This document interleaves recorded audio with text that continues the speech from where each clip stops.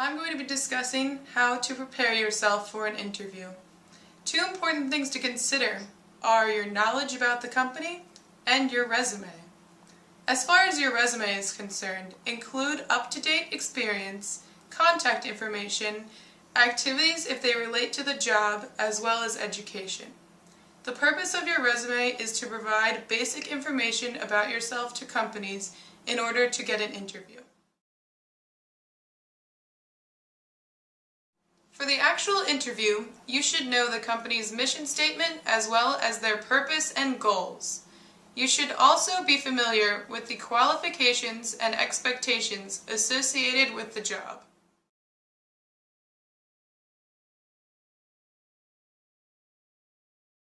I'm here to talk to you about getting your appearance together for an interview.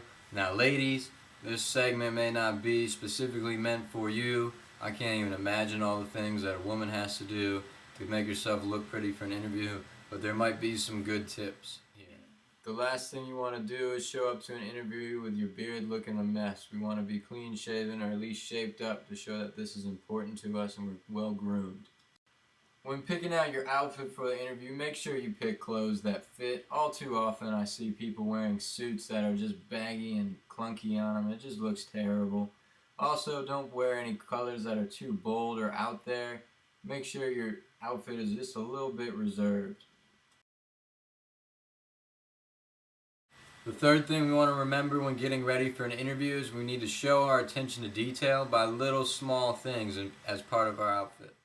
The first thing we need to do is shine our shoes.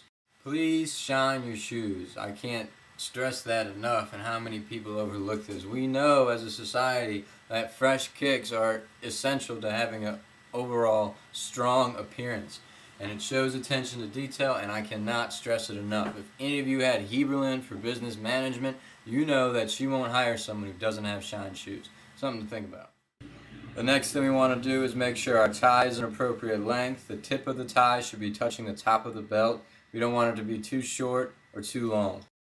The third thing we need to keep in mind is to only button the top button on our blazer. Don't button both, and unbutton it when you sit down. These next two clips are just to add a little flavor and personal style into your wardrobe. You don't necessarily need them, but I like to add them just to put me a little above everybody else, you feel me? The tie bar is a great accessory to keep your ties straight and slim, and it also looks nice. A pocket square adds nice color to your blazer. It ties the blazer with the shirt, and it makes you look more put together. And again, please shine your damn shoes. I swear to God, no matter how many times I say it, someone's still going to forget to do it. Lastly, once you got the whole outfit on, take all the lint off. Now you just got to remember to stand up tall, sit up straight, believe in yourself, put out a strong sense of confidence, have a nice firm handshake, and remember to smile a lot. Congratulations. After weeks or months of emailing resumes and scheduling interviews, you finally landed that dream job interview. Now that you've got the interview, we want to make sure you leave the best impression on your interviewer. The following are the top 3 most common questions that your interviewer may ask and the appropriate responses that go along with them.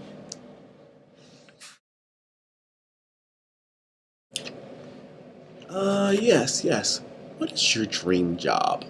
Alright, this type of question seems as if it has 2 answers. First answer, say the job that you're applying for, duh. Second answer, say something outlandish like an astronaut maybe. That's the door. You gotta leave. Okay. You should say something like this. Well, I don't necessarily have a specific job that I dream about, but my dream job is to have a workplace that is welcoming and friendly, with ample growth opportunities and appreciation of hard work. It's the environment that makes your job great, not the specific task that you're doing. So, what makes you fit for this position? Here's where all the hard work in class is going to pay off. Use your value proposition. Sell yourself. Don't be afraid to use that homework for good use. First, you should highlight any part of the job description that sound like you. Tell the interviewer how closely it matches your job description. Example, I'm an excellent writer, or my great personality and helpfulness are perfect for the talents that you require here.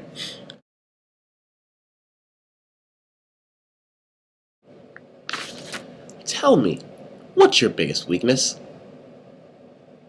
A good way to answer this question is to choose a weakness that you've worked on to improve, and then describe the steps you've taken to improve it. For example, I'm not a very self-confident person and I used to find it difficult to talk to people that I didn't know. But my Saturday job at the local library meant that I had to help people with all types of questions, and it helped me a lot. Now I'm perfectly happy talking to anybody and anyone in any type of situation. I've joined the Debating Society this year and it's given me experience in speaking in front of an audience.